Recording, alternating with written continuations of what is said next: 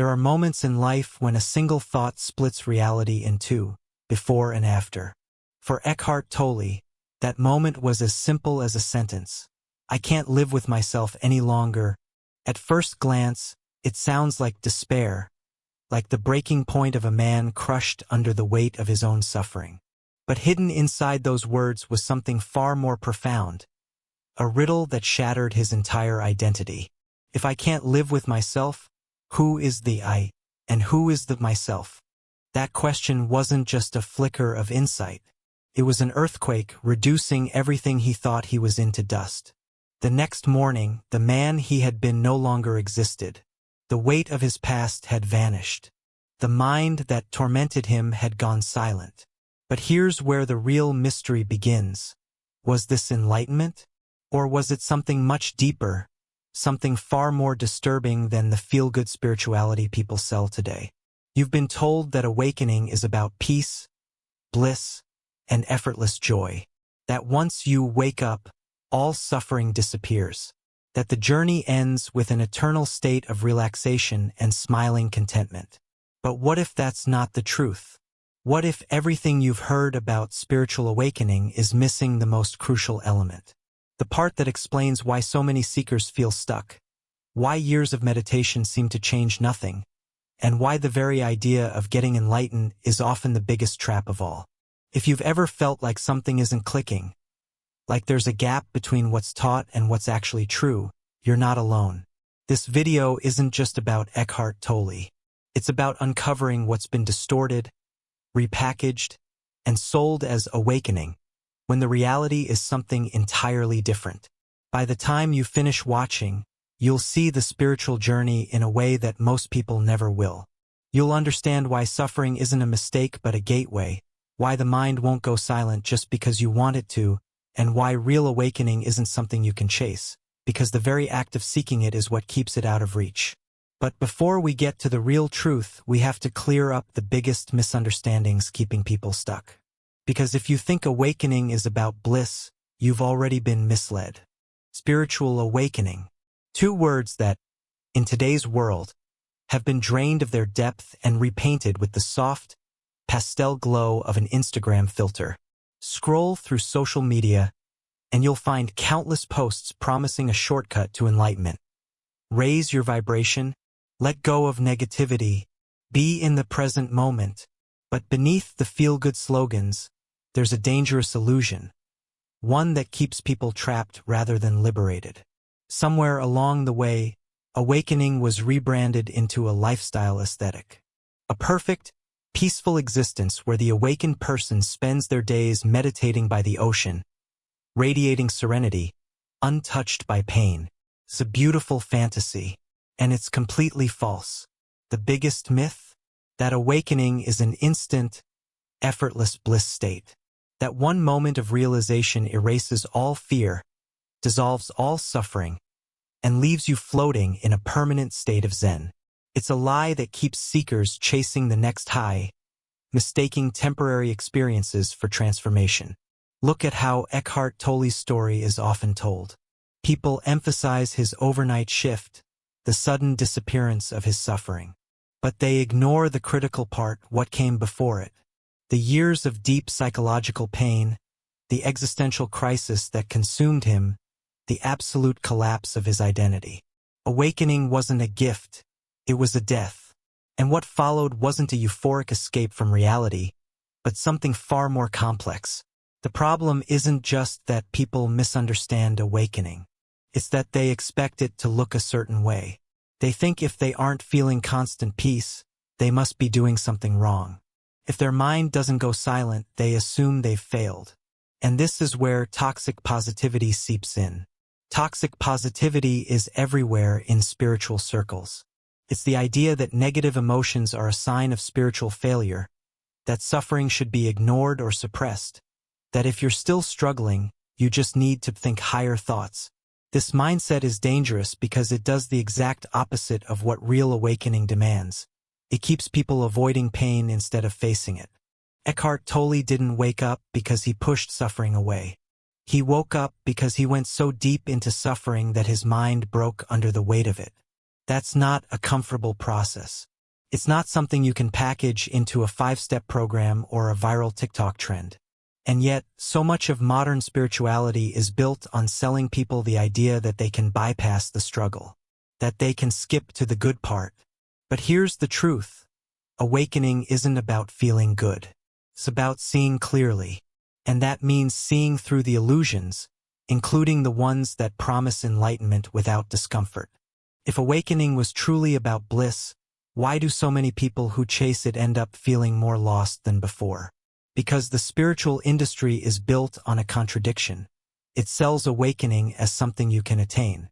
The moment you package enlightenment as a product, you turn it into something to be bought, chased, and consumed. And that's exactly what's happened. Entire industries exist to convince people they're just one step away from the breakthrough they're looking for. One book, one course, one retreat, one secret technique. Eckhart Tolle's message was never meant to be commercialized, but it happened anyway. His words were meant to point to a truth that can't be grasped with the mind. Yet, over time, his teachings have been trimmed down, simplified, and repurposed into digestible, feel-good soundbites. Ones that fit neatly into the self-help industry's promise of easy transformation. But transformation isn't easy. And the quick-fix solutions being sold today don't work because they are built on the same illusion Tolle saw through, the idea that the mind can think its way into awakening. Real awakening isn't something you add to yourself. It's something you lose, your false identity, your attachments, your illusions. But that's a hard sell. It's much easier to market enlightenment as an upgrade, a way to improve your life rather than dismantle everything you think you are. That's why so many spiritual seekers end up stuck in an endless loop, chasing an awakening that always seems just out of reach. Because the very idea that it's something to achieve is the problem. And that brings us to the next, more uncomfortable truth. The real story of Eckhart Tolle's awakening isn't peaceful. It isn't effortless. It was born from a darkness so deep that most people wouldn't survive it. And unless we understand that darkness, we'll never understand what true awakening really means. People love the idea of enlightenment, the soft glow of inner peace, the serene smile of a mind unburdened. But what they don't talk about is what comes before it, the kind of darkness that few are willing to face. Before Eckhart Tolle became a spiritual teacher, he was a man consumed by suffering. Not just occasional sadness or anxiety, but a relentless, crushing despair that made life unbearable. His mind was a war zone. Self-hatred, existential dread, the constant torment of overthinking. And on one particular night, it reached a breaking point. I can't live with myself any longer. That sentence wasn't just a cry of despair. It was the moment something cracked. Because suddenly, there was a question hidden inside it. Who is the I? And who is the myself? Most people hear that and think, wow, what a profound realization. But they don't understand what it actually meant. They picture enlightenment as a peaceful transition, a graceful shift into serenity. But that's not how it works. Before the silence, before the awakening, there was something else. A complete psychological collapse. This is what most spiritual seekers never hear about. That the doorway to awakening isn't bliss. It's destruction. Tolle didn't achieve enlightenment. He lost himself so completely that there was no one left to suffer. His identity, the one that had been carrying pain for so long, simply dissolved. And this is where the real misunderstanding happens. People assume that when suffering disappears, it must be replaced with joy. But that's not what happened. Instead, Tolle found himself in something far stranger, something most people would never expect. For years, Tolle lived with a mind that tormented him. And then suddenly it was gone. But instead of relief, there was emptiness. The endless thoughts, the self-judgment, the inner dialogue. It all vanished overnight. And what was left? Nothing. At first, it wasn't peaceful. It wasn't comforting. It was terrifying. Imagine spending your entire life trapped in a house filled with noise, only to wake up one day and realize it's completely silent. At first, it feels unnatural, like something is missing. And that's exactly what had happened. Tolle's entire sense of self had collapsed, leaving only awareness behind. This is the part of his story that rarely gets discussed, because it doesn't fit into the fantasy of awakening as an instant bliss state. The truth is, when the mind dies, it doesn't immediately get replaced with euphoria. There is a void, an absence of everything you thought you were. Many seekers chase enlightenment without realizing this. They want peace, but they don't understand that real awakening means losing the very thing they are trying to fix. The self that wants peace is the problem. The mind that searches for enlightenment is the very thing that must dissolve. And when it does, what's left isn't an emotion. It's pure awareness. Eckhart Tolle didn't become enlightened. He ceased to exist in the way he had known himself before. The thoughts that had haunted him for years were gone. Not because he fought them, but because the identity that held onto them had dissolved. This is the paradox that keeps so many people trapped. You don't awaken by adding something to yourself. You awaken by losing everything you aren't. But this process isn't gentle. It's not the smooth, effortless transition that the self-help industry sells. It's a death. And most people are terrified of what they will find when their mind goes silent. That's why so many seekers struggle. They meditate, they read books, they chase spiritual experiences, but they never let go of the one thing blocking their awakening: their attachment to who they think they are. Tolle's transformation wasn't peaceful at first, because it wasn't about feeling better. It was about no longer being controlled by the illusion of identity.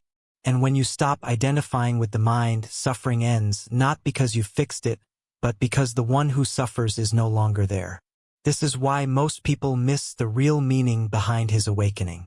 They think it was about discovering some higher truth, some grand realization that brought him endless joy. But it wasn't about gaining anything. It was about losing everything that wasn't real. And that brings us to the most overlooked secret of all, the hidden keys that separate real awakening from the illusions sold by modern spirituality. If there's one word that gets thrown around in spiritual circles without people truly understanding it, it's surrender. It sounds poetic, sounds peaceful, but in reality, surrender is nothing short of psychological annihilation. The biggest mistake people make when they hear about Eckhart Tolle's awakening is thinking he did something to achieve it, that there was a method, a mindset shift, a technique that led to his transformation. But the truth is far more unsettling. His awakening happened when he completely gave up. Not in a motivational, trust the universe way. Not in a just let go of negativity way. He gave up in the most raw, terrifying sense. His mind broke under the weight of its own suffering, and in that collapse, something deeper emerged. This is where most spiritual seekers go wrong. They think surrender means stopping negative thoughts or choosing to be present. But real surrender isn't a choice. It's the total realization that you are not in control.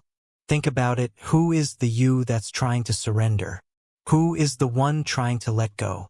The moment you try to surrender, you've already lost, because trying means the ego is still holding on. Eckhart Tolle didn't become enlightened by fighting his thoughts. He became enlightened because he stopped resisting them entirely.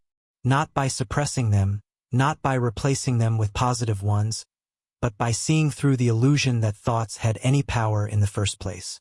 This is the paradox that keeps so many people trapped. The harder you fight your mind, the stronger it becomes.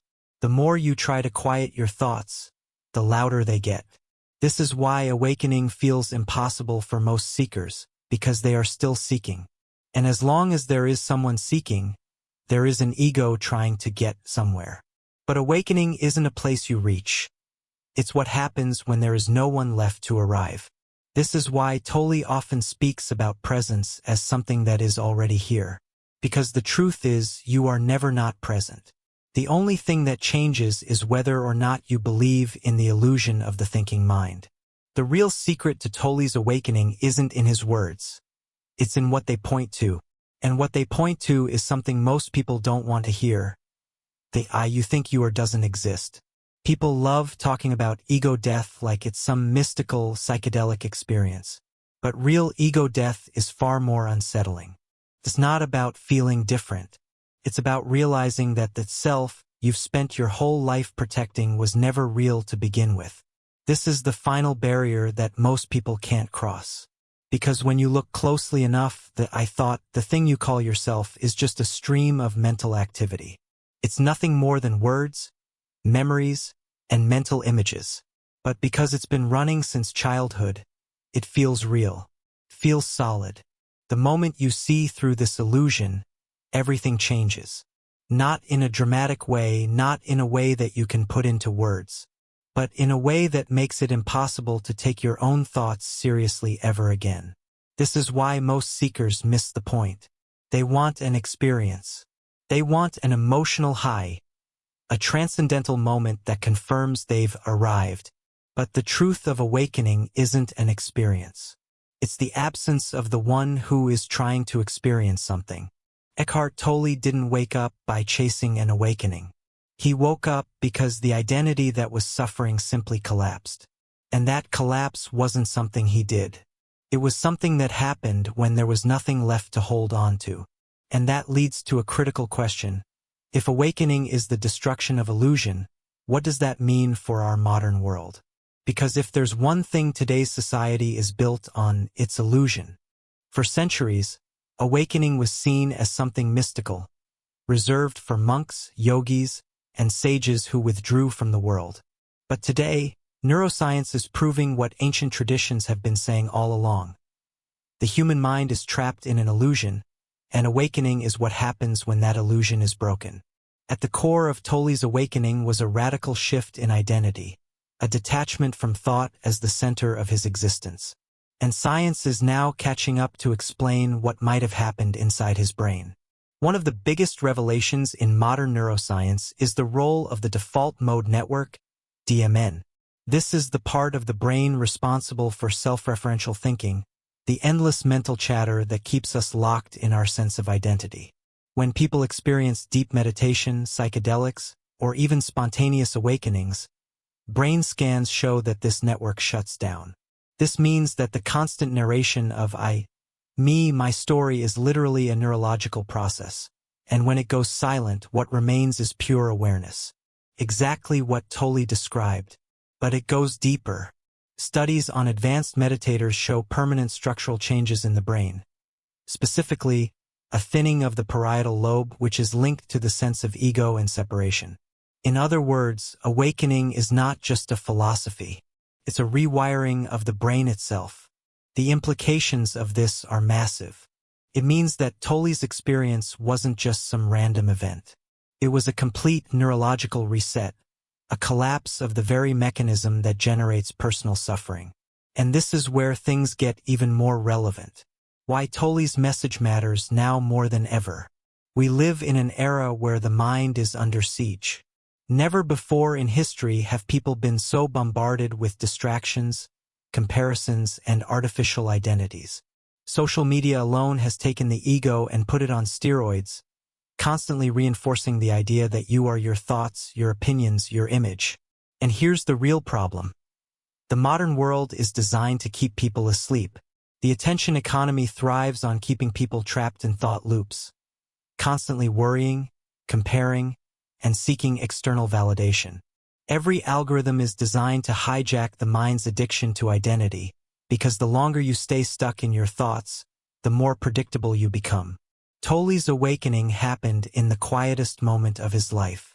No phone, no social media, no endless stream of opinions and distractions. Today, most people never experience that kind of stillness, because every second of empty space is filled with scrolling, consuming, and reacting. This is why true awakening is becoming rarer. Even as more people claim to be on a spiritual journey, the modern world gives people just enough spiritual entertainment to make them feel like they're growing, without ever requiring them to actually wake up. And that's the real danger. Because the more people buy into the illusion of identity, the more they suffer. Anxiety, depression, overthinking, it all comes back to the same root cause. The belief that the voice in your head is who you are. This is why Tolle's message is not just personal. It's collective. The same false identity that causes suffering in an individual is what fuels global dysfunction. The wars, the political divides, the endless conflicts, all of it stems from people believing their thoughts are real, that their identity must be defended, that their opinions define them. If the world is going to change, it won't be through more thinking. It won't be through more opinions, more strategies, or more self-improvement hacks. The only real transformation will come when enough people see through the illusion of identity altogether. And that raises the ultimate question: how do you actually wake up? Because meditation, philosophy, and reading books won't be enough. There's something deeper, something most people never practice. And that's what we'll expose next. For many spiritual seekers, the path to awakening seems straightforward. Meditate daily, read the right books, practice mindfulness, and eventually, you'll reach some higher state of consciousness. But here's the problem: that's not what happened to Eckhart Tolle. He didn't spend years following a spiritual routine. He didn't use a technique to quiet his mind. His awakening wasn't the result of a structured practice. It happened in a single, devastating moment of surrender. And that's where most people go wrong. They believe that presence is something they have to achieve, that if they sit still long enough, they'll eventually break through. But the truth is, presence is not something you do. It's something you stop resisting. Meditation can help. Mindfulness can help. But they are not the awakening itself. In fact, for many seekers, these practices can become a trap, another identity to cling to, another way for the mind to reinforce itself. Because here's what no one tells you: the real work of awakening happens in daily life, in the moments where you least expect it. It's when you're stuck in traffic and the frustration rises. Do you get lost in it, or do you see it for what it is? It's when someone insults you and the ego flares up. Do you react, or do you recognize the illusion? It's when boredom, restlessness, or loneliness appear. Do you escape into distractions, or do you allow yourself to be fully present with what is? This is where most seekers fail. They separate spirituality from everyday experience. They think enlightenment happens in a monastery, on a meditation cushion, or during some mystical experience.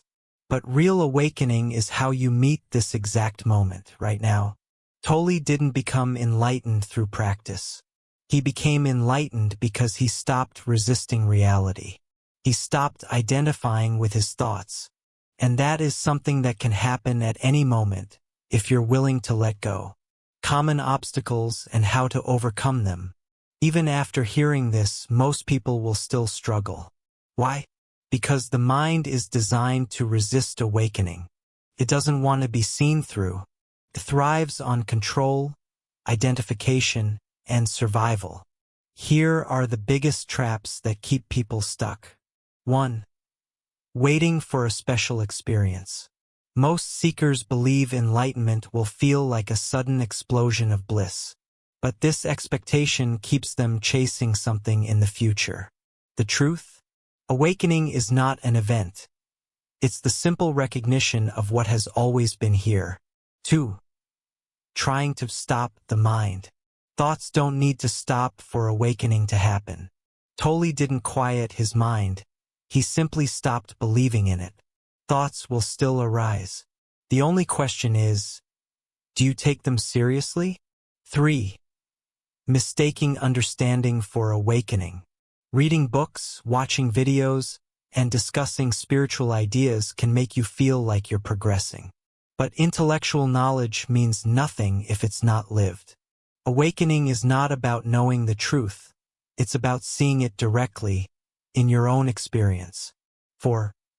Fearing the loss of identity. This is the deepest fear. Because when awakening happens, something inside you dies. The mind senses this and it resists. It will create doubts, distractions, and even fear to keep you from letting go. The only way through is surrender, allowing the false self to dissolve without clinging to it. Integration methods. So, if meditation isn't enough, what can you do? The answer isn't about doing, it's about noticing. Here's how to integrate presence into daily life. Use triggers. Every time you check your phone, take a breath and notice awareness itself. Every time you feel an emotional reaction, pause and ask, who is reacting? Question every thought. When a worry or judgment arises, don't fight it, just observe. Who is the one thinking? The moment you look, the illusion weakens. Feel the body. Tolle often speaks about the body's role in presence. The more you tune into physical sensation, the less power thoughts have over you. Try it right now. Feel the aliveness in your hands, your feet. Notice the space between thoughts. That's presence. Surrender to the now. Whatever is happening, allow it fully. Whether it's discomfort, boredom, or uncertainty, meet it without resistance. This is the fastest way to dissolve the ego. The truth is, there is no path to awakening because you are already what you're looking for. The only thing preventing you from seeing it is the mind's addiction to itself. And that brings us full circle. Because if everything we've discussed is true, if awakening isn't something to attain but something to realize, then the final question is this: what's stopping you from waking up right now? And now we return to the very question that started it all. From the moment you clicked on this video, something inside you was searching. Maybe it was curiosity. Maybe it was frustration. Maybe it was the quiet, persistent sense that something in your life feels incomplete. You've heard the teachings. You've seen the misinterpretations. You've recognized how the world distorts awakening into a product, a lifestyle, a performance. But now you stand at a crossroads. Because here's the truth: awakening is not something that happens later. It's not something you prepare for. It's not a goal you reach. It's this exact moment. Right now, the only thing standing between you and awakening is the belief that you are not already awake. That something is missing. That there is something else you need to do, understand, or experience. But what if that was never true? Eckhart Tolle didn't achieve awakening. He didn't follow a plan. He didn't master his thoughts or improve himself into enlightenment. He simply stopped believing in the illusion. And that's your invitation now. The mind will try to keep searching. It will try to label, analyze, compare, and understand. But all of that belongs to the illusion. Awakening is not about thinking, it's about seeing. So here's the only question that matters. Who is watching the thoughts? Not the one thinking. Not the voice in your head. The one who sees it all. The silent awareness that has always been there, untouched by time, untouched by struggle. That is what you are. The search is over the moment you stop searching. The awakening is here the moment you stop resisting. And now the choice is yours. You can let the mind pull you back into its endless cycle of seeking, or you can stop, right now, and see the truth for yourself.